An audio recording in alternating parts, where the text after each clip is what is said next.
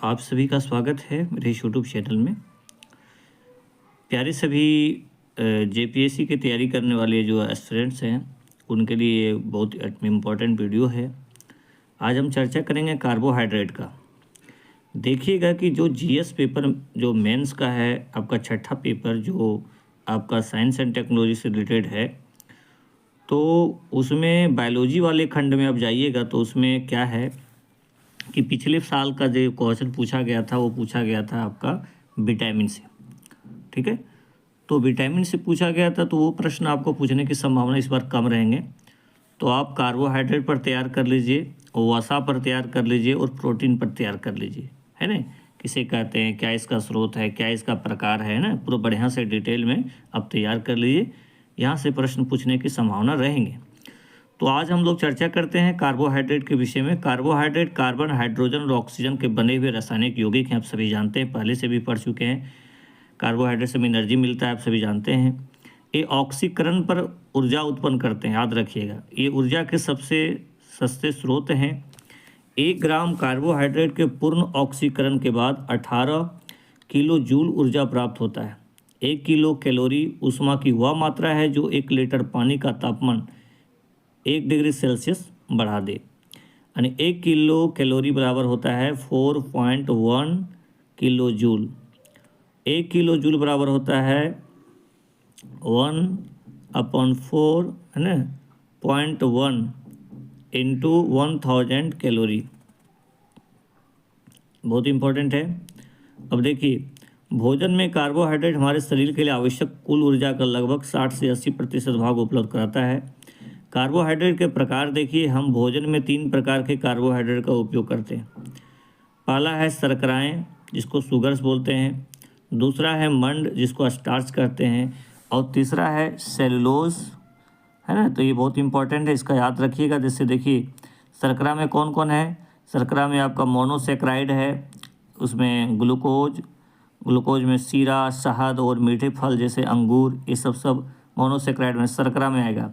Disaccharide में क्या होंगे, सुक्रोज, गन्ने, चुकंदर की शर्करा में पाया जाता है। फ्रक्टोज देखिए शहद और पक्के फलों में पाया जाता है, आप सभी जानते हैं।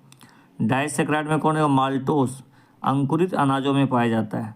लैक्टोज जो है दूध में पाया जाता है। तो ये आप दे दीजिएगा, एग्जाम में आएगा तो इस तरह से आप एक चार्ट में बना के दिखा दीजिएगा, है ना। स्टार्च, अब हम चर्चा करते हैं स्टार्च। कार्बोहाइड्रेट का संचयन रूप अनाजों, बीजों, जड़ों, आलू, चावल, गेहूं, जो मक्का, गिरदारी फलों आदि में पाया जाता है स्टार्च। सेलुलोज जो है पादपों में, सेलुलोज बीजों के आवरण, फलों, सब्जियां और अनाजों में पाया जाता है। बहुत बहुत इम्पॉर्टेंट है, ठीक है, इसको देख लीजिएगा। आगे हम चर्चा करेंगे कार्बोहाइड्रेट के सामान्य स्रोत। देखिए, स्टार्च, मंड स्टार्च जो है अनाज, जैसे अनाज में कहाँ कहाँ, गेहूँ, चावल, मक्का, मिलेट में ज्वार, बाजरा, कंदमूल, शकरकंद, टेपियोको, आलू, ये सब में जो है सो पाया जाता है, ठीक है। यानी स्टार्च में ही आ जाएगा। शर्करा में देखिए गन्ना, चुकंदर, फल में केला, आम, सपोटा, चीकू, दूध, शहद, अनाज आदि। सेलुलोज की हम बात करते हैं तो फलों, सब्जियों और अनाजों की कोशिकाओं, भित्तियों में पाया जाता है। पाचन प्रक्रिया के दौरान स्टार्च और शर्करा दोनों का अवशोषण ग्लूकोज के रूप में होता है। शेष ग्लूकोज ग्लाइकोजन में बदल जाता है और भविष्य में प्रयोग हेतु यकृत में एकत्रित हो जाता है। सेलुलोज जो है मानव शरीर द्वारा न पचाया जा सकने वाला रेशेदार पदार्थ है, लेकिन यह रुक्षांश की भांति कार्य करता है। वो मल के निष्कासन में सहायक करता है। तो बहुत इंपॉर्टेंट है सेलुलोज। एक सामान्य व्यक्ति को प्रतिदिन लगभग 400 से लेकर 500 ग्राम कार्बोहाइड्रेट की आवश्यकता होती है, ध्यान रखिएगा। बढ़ते हुए बच्चे, दूध पिलाने वाली माँ और कड़ी मेहनत करने वाले व्यक्ति को अन्य की अपेक्षा अधिक ऊर्जा की आवश्यकताओं के कारण एक औसत व्यक्ति से अधिक कार्बोहाइड्रेट की आवश्यकता होती है। विभिन्न खाद्य सामग्रियों में कार्बोहाइड्रेट की प्रतिशत मात्रा इसमें दिया हुआ है। जैसे शर्करा में, जैसे मान लीजिए 100 ग्राम खाद्य सामग्री है तो उसमें कुछ शर्करा यदि है, चीनी जिसको बोल सकते हैं एक तरह से आप, मिठासा जिसमें है, उसमें 99.4% जो है इसमें कार्बोहाइड्रेट पाया जाएगा। चावल में 78.4, गेहूं का आटा में 69.4, आलू में 22.7, केला में 24.7, आम में 11.8, मूंग में 69.4, है ना, अरहर में 57.6, गाजर में 1.6, गाय का दूध में 4.4। यानी प्यारे स्टूडेंट्स, यहाँ बहुत इंपॉर्टेंट कि यदि आप फल फूल खाते हैं, फल जो है उसमें बहुत ज़्यादा मात्रा में पाया जाता है। चावल में भी ज़्यादा कार्बोहाइड्रेट है, गेहूं के आटा में भी है जो रोटी खाते हैं, ठीक है। चलिए, तो ये हम लोग देख लिए, बहुत इम्पोर्टेंट है। अब कार्बोहाइड्रेट के प्रकार देखिए, लैक्टोज शर्करा,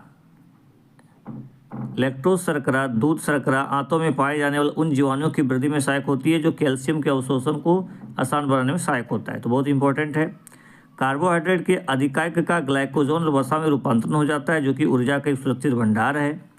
सेलुलोज मल को स्थूलता प्रदान करता है और मल त्याग को सुगम बनाता है। कार्बोहाइड्रेट भी हमारे शरीर के लिए बहुत बहुत ज़रूरी है, ठीक है।